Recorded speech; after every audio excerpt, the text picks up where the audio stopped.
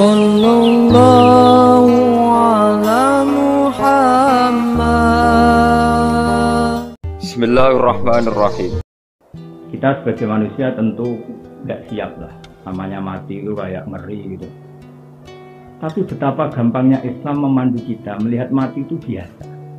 Karena ketika kita hidup itu dilatih sama Allah bahwa kita ini objek. Nggak ingin punya mata, tahu-tahu punya mata. Nggak ingin punya telinga, ya tahu-tahu punya telinga. Nggak ingin pesek, ya tahu-tahu pesek. Nggak ingin jelek, ya tahu-tahu jelek.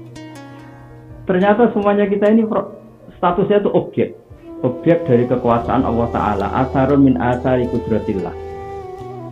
Nah kalau sama-sama gitu, ketika kita mati itu bedanya apa? Kita ini menjadi janggal dengan kematian karena kita berpikir sebagai subjek, sebagai subjek. Nah dengan cara berpikir la haula wala quwata illa billah, kita akan terbiasa dengan zaman saya hidup ya diurus Allah, maka nanti setelah kita mati juga diurus Allah.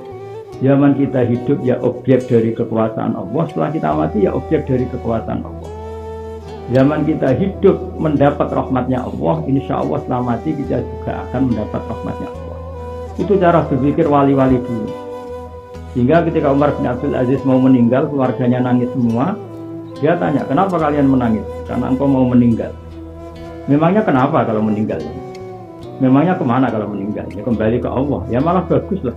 Kembali ke zat yang arhamur rahimin. Kembali ke zat yang khairul ghafirin. Kembali pada Tuhan yang maha kasih. Kembali ke Tuhan yang rahman rahim. Karena kenangan wali-wali itu hubungannya dengan Allah di dunia itu baik-baik. Dan Tuhan yang sama itu yang kita temui di akhirat. Ketika kamu di dunia bisa mendapatkan kenikmatan yang sebanyak ini, kenapa Anda tidak bisa yakin kalau di akhirat akan dapat kenikmatan sebanyak itu? Toh Tuhannya sama, yaitu Tuhan yang arhamur rahimin. Maka yang dibutuhkan seorang manusia itu iman yang benar, yaitu iman bahwa Allah itu wahidun la syarikalah. Allah itu esa dan tidak mungkin punya rival, punya tandingan. Analisa Quran, kalau kita analisa itu cara mencontohkan la syarikalah itu gampang. Kenapa sih Allah nggak bisa ditandingi? Tentu Allah punya reputasi penciptaan langit dan bumi itu nggak akan tertandingi oleh Fir'aun dan yang dituhankan semuanya. Semua makhluk yang dituhankan tentu tidak akan punya reputasi menciptakan langit dan bumi. Makanya Allah cara menjelaskan gampang. Kalau kamu menuhankan selain saya silahkan, tapi buktinya apa?